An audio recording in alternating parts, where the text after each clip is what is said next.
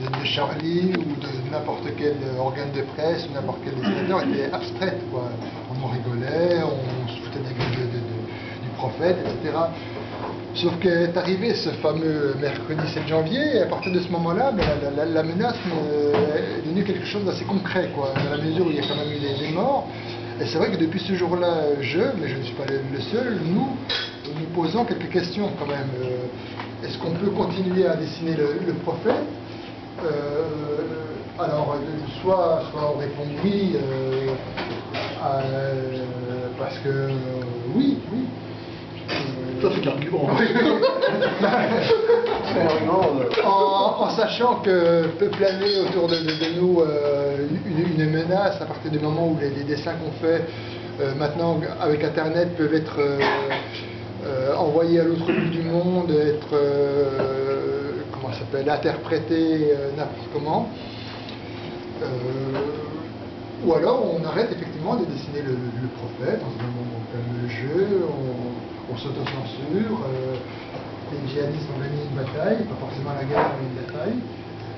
Donc voilà, maintenant on en est à devoir se poser des questions par rapport aux limites, aux no-limites qu'on n'avait pas avant, nos limites NO. Maintenant on se dit que voilà, on a des questions à se poser, on est encore pour l'instant dans cette espèce de flou à se demander ce qu'on peut faire, ce qu'on ne peut pas faire. Dans un des derniers dessins que tu as fait, j'ai vu, il me semble, qu'il y a un représentant de l'islam il y a les trois grandes religions qui sont présentées et qui vont sur Mars. Hein? Toi Il y a des vaccinés comme ça, les vaccinés. Enfin, chaque fois, ce que je veux dire, c'est que chaque fois que vous dessinez quelque chose comme ça, il vaut mieux mettre les trois.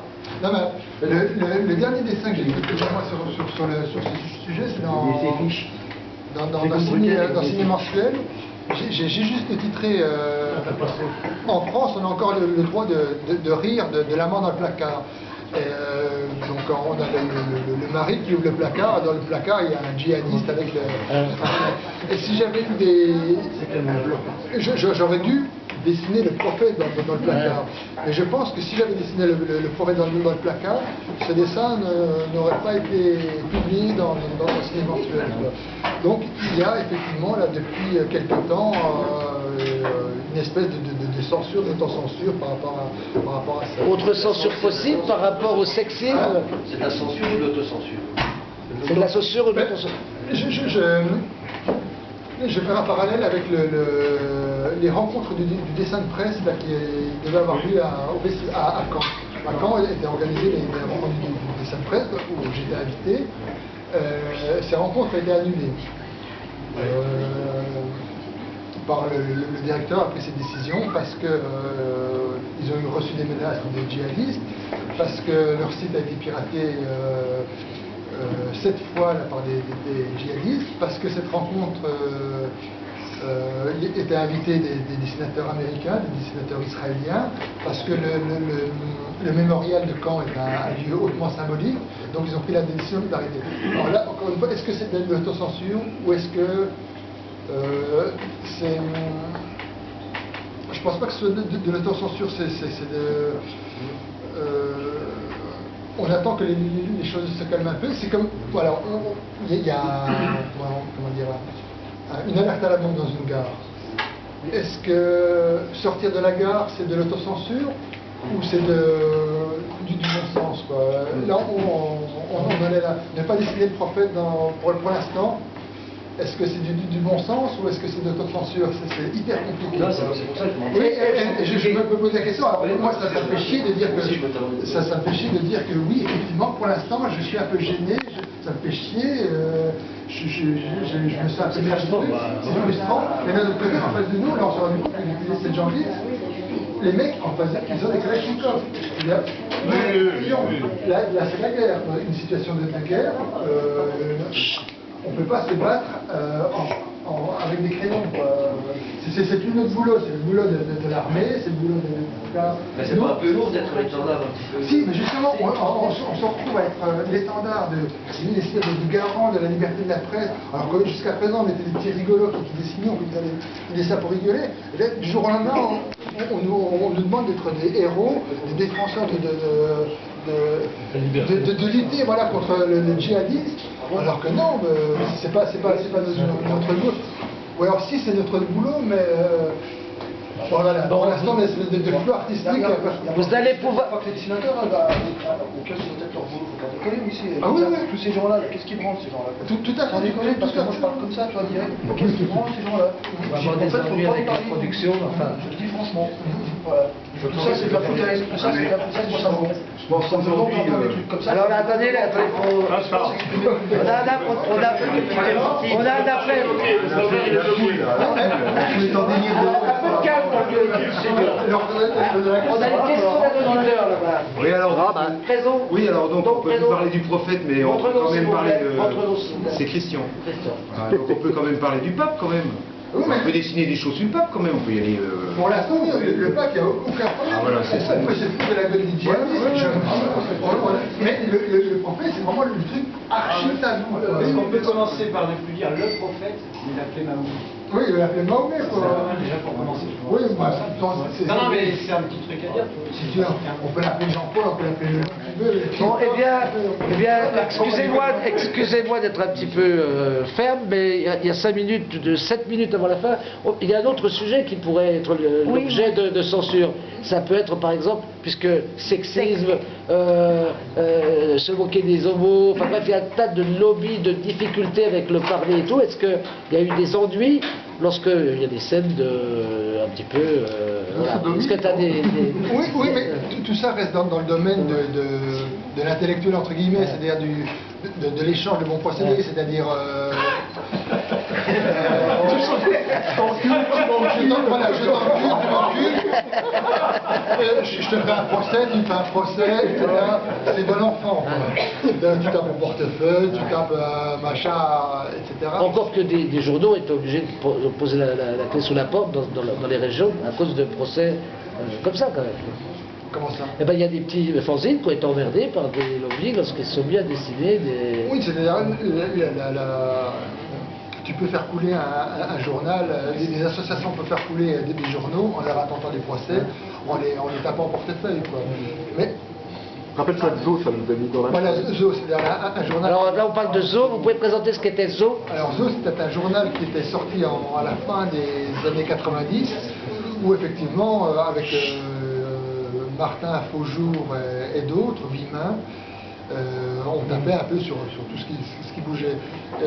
Donc c'était en gros un procès par numéro, quoi. Et essentiellement des people, c'était les people qui attaquaient. C'est-à-dire, aujourd'hui on peut se foutre de la gueule du pape, on peut se foutre de la gueule de tous les politiques sans poser aucun problème. Tu fais un dessin en foutant Sophie Marceau avec une bite dans le cul, là tu as un procès, et tu le perds, tu perds le procès. C'est-à-dire, il y a des sujets tabous, et les sujets tabous ne sont pas forcément... Si tu mets dans la bouche, tu n'as pas de procès. Par contre, le procès, il va être posé contre Radio Artilleur de Mayence sous peu, là. Donc, ce journal qui a tenu une douzaine de numéros, donc 12 procès perdus, forcément, au lieu du droit à l'image, etc. Donc, on a dû mettre la clé sous la porte. Et donc, tu peux faire couler la liberté d'expression autrement qu'avec une Kalachnikov, quoi. Ah, ben voilà. Très bien, bon, on va passer dans la dernière phase de l'émission. On rend l'antenne dans 7 minutes. Là, ça va être la question des auditeurs. Donc, allez-y, commençons l'échange avec les gens qui sont présents dans le studio. Une question qui te brûle les lèvres. Moi? Oui. J'ai pas fait une heure, on va dire avec toi. Donc, je sais pas. Mais ça veut dire que brûle les lèvres. Alors, votre question, monsieur Ma Kamat, question. qui décide... Bah oui. Moi, j'avais envie de savoir comment vous vient... Si je veux aller coucher avec toi, ça peut. Je ne te le dirai pas devant tout le monde. J'ai envie, c'est toi qui as envie. C'est toi qui as envie. Tu sais tout, toi, enfoiré. Alors, moi, ce que je voulais savoir, c'est comment te vient l'inspiration. Comment tout d'un coup tu te dis, tiens, waouh, ça c'est bon ça, allez, je le prends.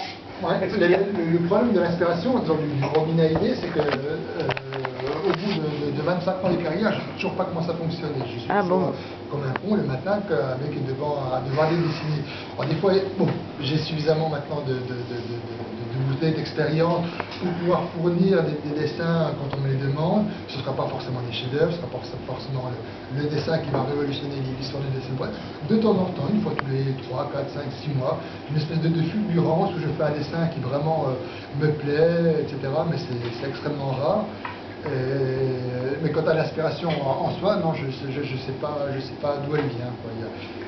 Je pense que je sais pas. Non, là vraiment, c'est une question qu'on me pose régulièrement, mais à laquelle je ne peux pas. D'autres questions?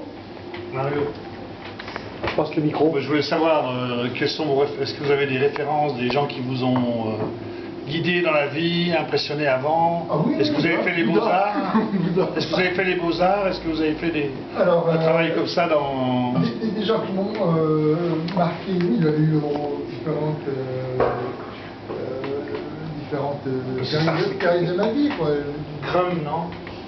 Pas forcément, mais j'étais effectivement vachement marqué quand à 15 ans j'ai découvert Harakiri, effectivement toute l'équipe d'Harakiri où là vraiment tout était bon à prendre et vraiment j'ai pris mon pied et ma voix s'est mise dans leur place à ce moment-là, quoi. Des gens comme Vimin, Réserve, les frères Touron ont effectivement... Ingres peut-être? Qui? Ingres? Oui. L'Indin. Les cochons. Oui. Non, le ministre. Manara, au niveau des dessins, Manara, c'était un peu plus... oui, c'est des dessins au niveau du dessin. Ah non, au niveau du dessin, j'arriverai jamais à la cheville. Tu es Est-ce que ça vous a marqué sa manière de dessiner, par exemple? Sa manière de dessiner m'a marqué, mais je dis beaucoup de manière érotique, c'est-à-dire que je me suis branlé sur des dessins. Si, non, mais je te le dis. Non, mais il avait un coup de crayon à faire. Mais j'avais plus de facilité à me branler sur des dessins de Manara que sur des dessins de Réserve, quoi. Alors, il y a une grosse différence entre faire des dessins de presse et faire de la BD. Oui, Tu t'en sentirais capable ou non? Non, à l'époque, à 15 ans, j'aurais bien aimé faire de la BD, mais je me suis rendu compte au fil du temps que j'avais un esprit qui était plus dans la concision, c'est-à-dire que j'avais une idée, j'avais plus tendance à faire un dessin plutôt qu'à l'étendre pour en faire une BD. Nous avons encore 4 minutes, le micro pour quelqu'un? Encore une question. Question à notre gauche. Non mais justement c'est une question intelligente, ça va changer. Non, juste une question, c'est quand on a 12 dessins à faire pour mon quotidien et que c'est quand même des enfants, est-ce qu'il y a un jury et combien tu fais de dessins pour en avoir 12 de moins? Alors est-ce qu'il y en a des retoqués? Est-ce que tu as une commission de surveillance enfin une espèce de commission de surveillance? Non. Alors certainement pas. Bon, après, mais c'est pour dire, voilà, par rapport à ça, est-ce que tu as quelqu'un qui surveille et qui te dit non, celui-là est pas bon, celui-là est bon? Et combien tu en fais pour en avoir 12 de prix? Donc j'ai effectivement 12 dessins, j'ai 12 commandes le matin vers 10h30, 11h, ou avec des sujets que j'ai illustrés. Effectivement, j'ai le rédacteur en chef adjoint qui supervise mon travail, ainsi que les journalistes. Et bon, maintenant je sais ce qu'ils attendent de moi, mais refuser, voilà, en gros, un dessin tous les 2 jours, quoi. Et pas forcément parce que... souvent parce qu'il ne colle pas à l'angle du sujet, quoi. Parce que je sais le cadre que j'ai dans ce journal, je sais... Bon, des fois j'essaie d'aller un peu plus loin, justement. Ce cadre, je sais, parce que les gamins à 10 ans, ils peuvent comprendre certaines choses. Parfois ma direction a tendance à voir les enfants comme l'enfant qu'ils étaient eux quand ils avaient 10 ans, c'est-à-dire des gens... Bon, il nous reste plus que 2 minutes, vous êtes un peu long dans votre réponse. Non, Mario! On peut déborder le rédacteur. Ouais, on va être obligé de remonter. On appelle l'achat Béranger, il retarde. Mon rédacteur chef a 40 ans, donc parfois j'ai tendance à croire qui me demande de faire des dessins pour l'enfant de 10 ans qu'il était à l'époque. Et chaque fois, on se bat un peu parce que j'essaie de faire justement des dessins pour des gamins de 2015. Voilà, comme moi je le ressens. J'ai une gamine qui a 13 ans, j'ai un gamin qui a 18. Donc je vois à peu près quels sont leurs centres d'intérêt, jusqu'où on peut aller avec eux, sans forcément les blesser, sans forcément déborder, etc., etc. Eh bien, c'est l'heure de rendre l'antenne. Les questions, vous pouvez les poser. Achetez des bouquets, il n'y en a que 10. Ceux qui veulent des dessins gratuits signés, il faut qu'ils les achètent. Donc, restez longtemps, mangez, buvez, faites la bombe, posez-les des questions. Merci tous, nous rendons l'antenne à Balzac et à Rosa pour ce podcast plein de fois. Bravo.